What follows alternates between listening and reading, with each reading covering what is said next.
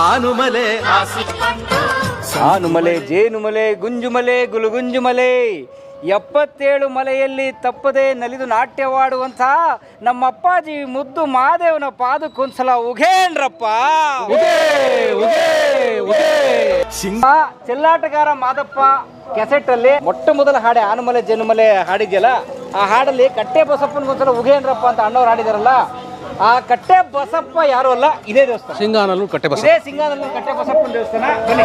ಸಂಕುಮಲೆ ಹತ್ತುಮಲೆ ಸುತ್ತುಮಲೆ ಪಚ್ಚಮಲೆ ಪಾರಿಮಲೆ.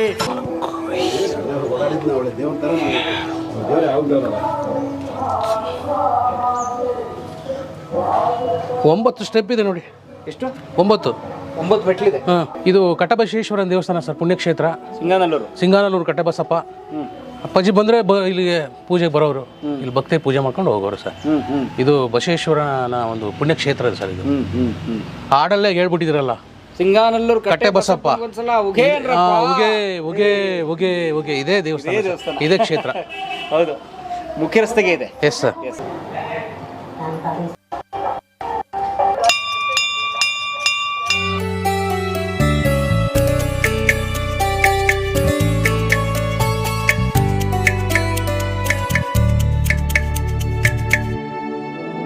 ಶ್ರೀ ಗುಡ್ಡದ ಮಾರಮ್ಮ ತಾಯಿಗೆ ನಮ್ಮೆಲ್ಲರ ನಮಸ್ಕಾರಗಳು. ಎಲ್ಲಿದ್ದೀವಿ ಸರ್? ಯಾವ ದೇವಸ್ಥಾನ ಹೇಳಿ ಸರ್? ಸರ್, ಇದು ನಮ್ಮ ಸಿಂಗಾನಲ್ಲೂರು ಊರಾದ್ಮೇಲೆ ಪುಣ್ಯಕ್ಷ ಸ್ಥಳ ಇದು, ಗುಡ್ಡದ ಮಾರಮ್ಮ ಅಂತ.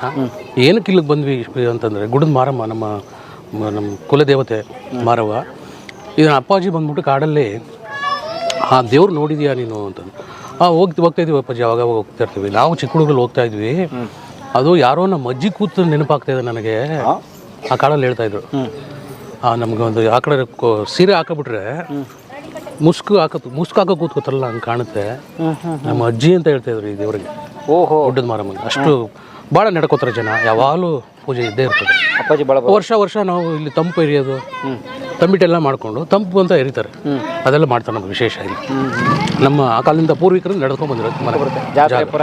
ಹೌದು, ಎಲ್ಲ ನಡೀತದೆ ಸರ್. ಗುಡ್ಡದ ಮಾರವ್ವ. ಕೋಳಿಗಳೆಲ್ಲ ಕುಯ್ತಾರ? ಹೋಳಿ ಎಲ್ಲ ಕುಯ್ಯಲ್ಲ, ಅವ್ರವ್ರು ಇದಕ್ಕೆ ಮಾಡ್ಕೋತಾರೆ, ಅವ್ರವ್ರ ಇಷ್ಟಕ್ಕೆ ಪೂಜೆ ಮಾಡ್ಕೋತಾರೆ ಸರ್. ಮಾಡ್ತಾರೆ. ಇಲ್ಲಿ ಇಲ್ಲ, ಅಲ್ಲಿ ಮಾಡ್ಕೋತಾರೆ ಅವ್ರವ್ರ ಇಷ್ಟಕ್ಕೆ. ದೇವ್ರುಗಳು ಮಾಡ್ತಾರಲ್ವಾ. ಈ ಜಾಗನೂ ಚೆನ್ನಾಗಿದೆ ನೋಡಿ, ಭಾಳ ಹಳೆ ಜಾಗ ಅಂತ ಕಾಣುತ್ತೆ. ಹೌದು, ಮಂಟಪ, ಕಲ್ಲು ಮಂಟಪ. ನಿಜ. ಕಾಡು ಮಧ್ಯನೇ ಇದೆ. ಹಾಂ. ಊರು ಸ್ವಲ್ಪ ದೂರ ಹೋದ್ರೆ ಕಾಡು ಸಿಗುತ್ತೆ. ಊರು ಗುಡ್ಡದ ಮಾರಮ್ಮ. ಕೊಳ್ಳೇಗಾಲಕ್ಕೆ ಸೇರುತ್ತಲ್ಲ? ಸಿಂಗಾನಲ್ಲೂರು ಸರ್. ಹೌದು, ಕೊಳ್ಳೇಗಾಲ ತಾಲೂಕು.